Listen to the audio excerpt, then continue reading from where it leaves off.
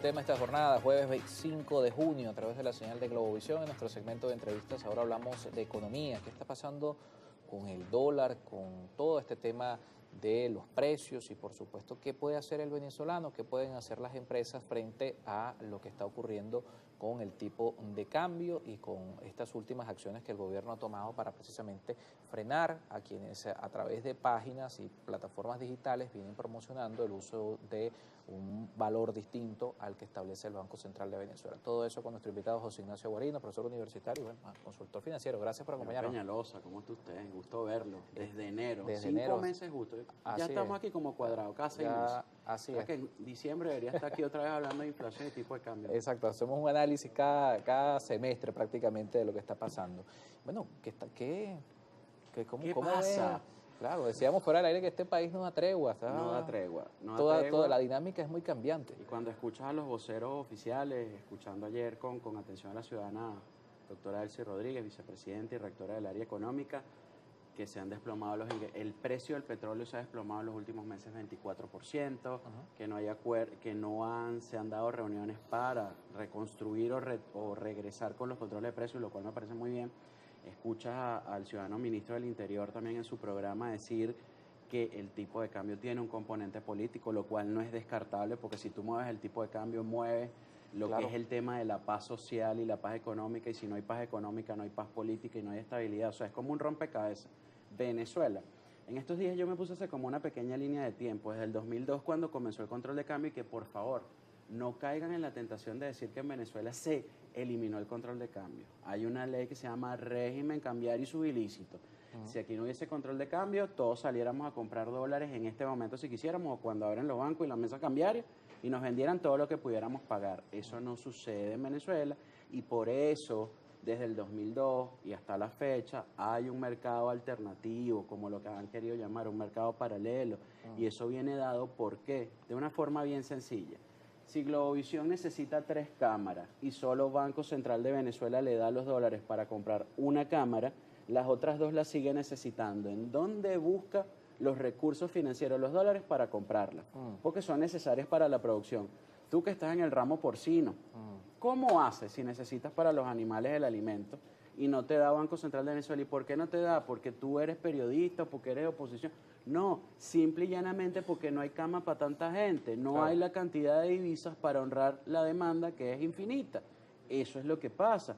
Pero en estos No hay 23... suficientes dólares para el tamaño de la Exacto, demanda. y tenemos que tener claro, nuestra economía era esta gran mesa, se redujo 80%, y sobre ese 80% es que ha venido los 16 trimestres consecutivos creciendo.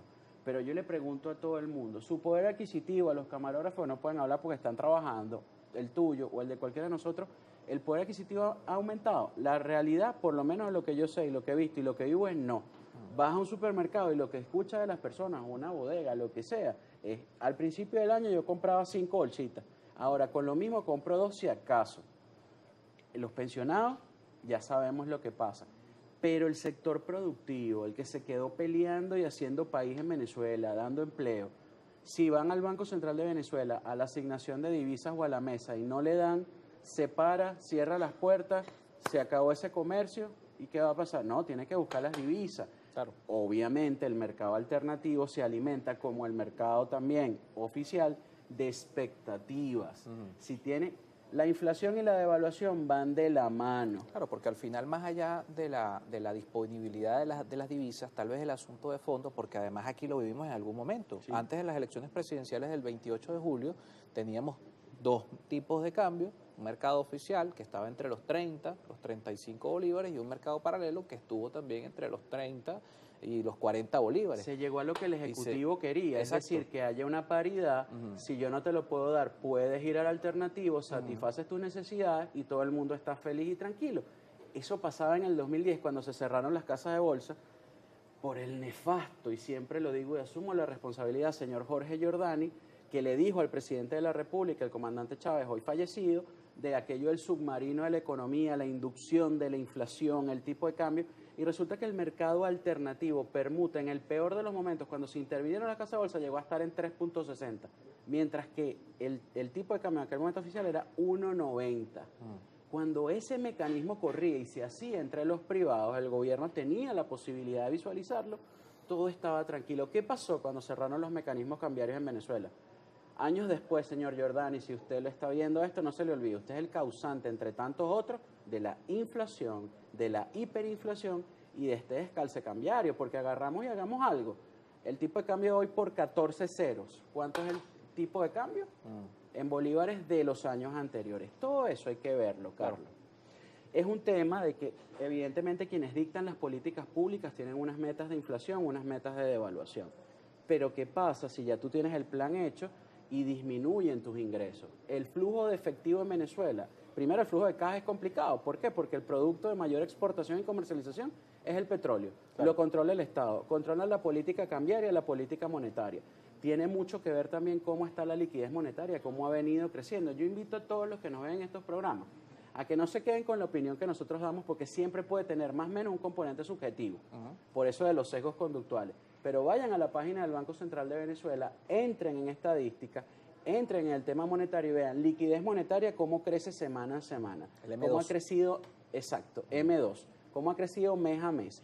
¿Cómo están las reservas bancarias excedentarias? Porque también corremos y empezamos a repetir cosas, que la banca no me da préstamo. La banca salió en estos días que 200.27% se incrementó su ganancia en dólares.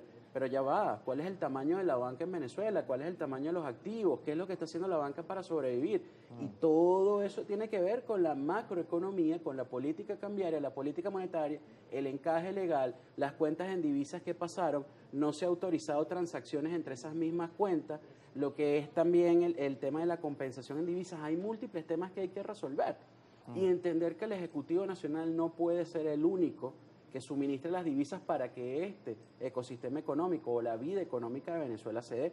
Pero también preguntarán, ajá, Guarino, estás loco, ¿cómo voy a traer yo mis divisas siendo venezolano o no siendo venezolano a Venezuela con el altísimo nivel de riesgo que hay en Venezuela, que también te da altos niveles de rentabilidad?